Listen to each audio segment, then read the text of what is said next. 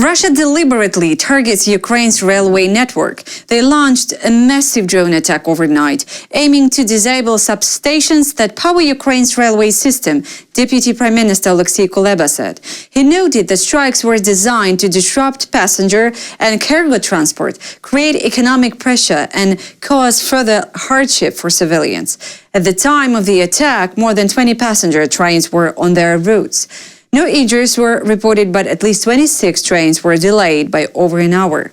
Ukrzaliznytsia, Ukraine's state railway company, deployed more than 20 backup locomotives to keep trains running. International passengers heading to Poland were provided with transfers to Chelm and Przemysl. Kuleba stressed that even such heavy strikes would not stop Ukraine's railways. U.S. President Donald Trump again pressed European and NATO countries to stop purchasing Russian oil, saying it was the only way to speed up an end to the war in Ukraine.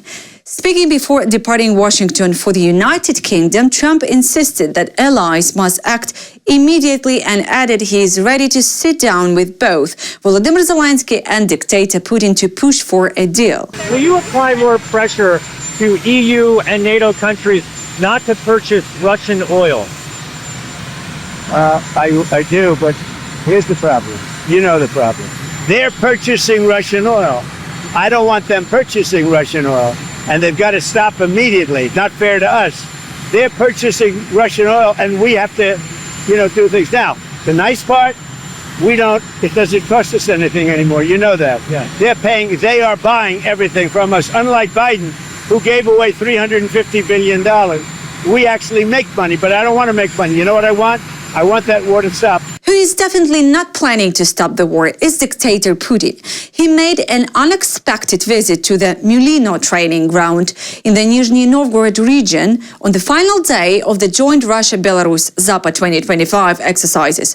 Wearing a military uniform, he inspected weapons, equipment, and military hardware, according to Kremlin propaganda outlets. Putin claimed the drills were aimed to repelling potential aggression against the Union state and insisted that 100,000 troops had taken part.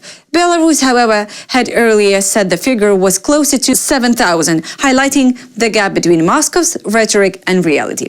The drills featured practice launch of nuclear-capable weapons. Among them was the Oreshnik, a new medium-range missile designed to carry both conventional and nuclear warheads. Also displayed were the Tsirkon, a hypersonic cruise missile launched from the sea, and the Kinzhal, an air-launched ballistic missile fired from MiG-31 aircraft over the Barents Sea. There are not abstract threats. Russia has already used Kinzhal, Tsirkon, and other advanced missiles repeatedly against Ukrainian cities, striking civilians, infrastructure, and killing civilians. Belarusian dictator Lukashenko confirmed the drills included rehearsals with tactical nuclear missiles.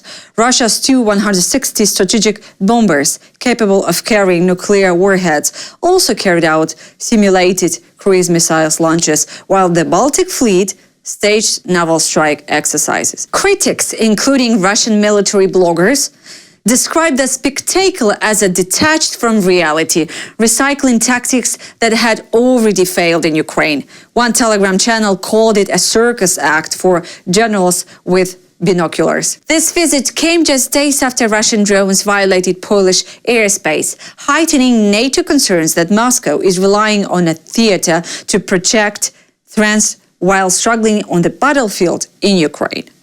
While Russia and Belarus posture with Zapad 2025, Poland has launched its own large-scale drills, Iron Defender 25. The exercises bring together about 30,000 Polish and Allied troops, supported by more than 600 pieces of equipment on land, at sea, and in the air. They are being held across the Pomeranian and Subcarpathian regions, with maneuvers designed to test new strike and reconnaissance platforms and to apply lessons from the war in Ukraine.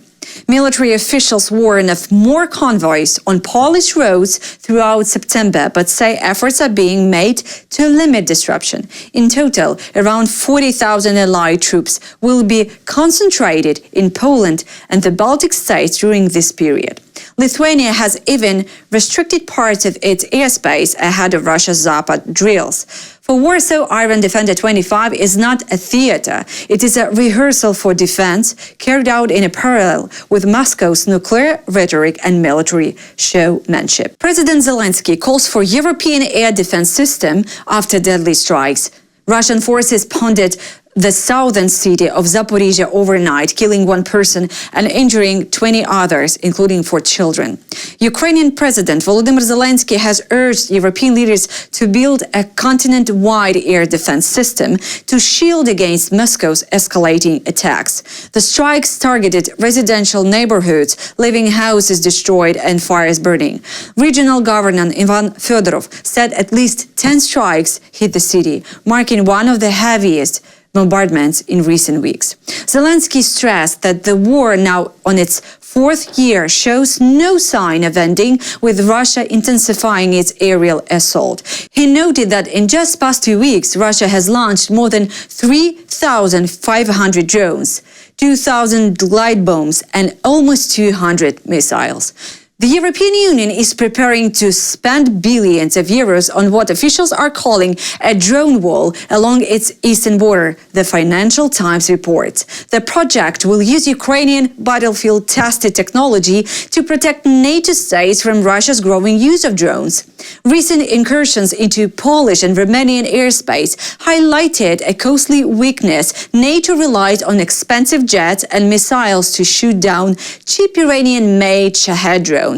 To close this gap, Brussels wants member states to pool EU funds and jointly purchase systems that have already proven effective in Ukraine, including acoustic sensors and mobile anti-drone teams.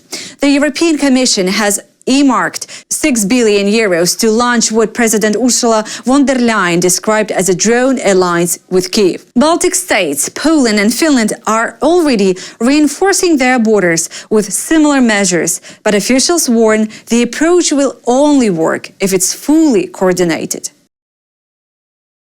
Europe's defense posture is too fragmented, but this particular area is where we really need to see much more coordination. You can't have one frontline state doing one thing on their border and another doing something different. Russia will just tailor their approach to our weaknesses. Experts warn that Russia has mapped out the UK's network of undersea cables and pipelines, leaving Britain exposed to potential sabotage, Sky News reports. Although Britain is separated from Europe by just 21 miles of water, a defense web of fiber optic cables and gas pipelines ties the UK to the continent. These connections carry everything from internet and military communications to energy supplies, the backbone of daily life and national security. But monitoring hundreds of miles of underwater infrastructure is almost impossible. The cables, while protected closer to shore with metal sheds or concrete, are highly vulnerable in deeper waters. Recent damage to subsea cables in the Red Sea, which disrupted internet across Asia and the Middle East, shows how fragile the system can be.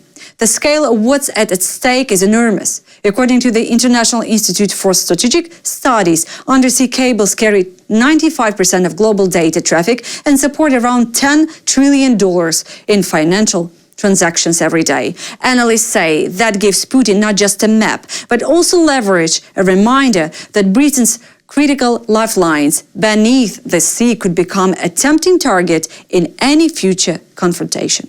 That's all for now. For more content, please subscribe.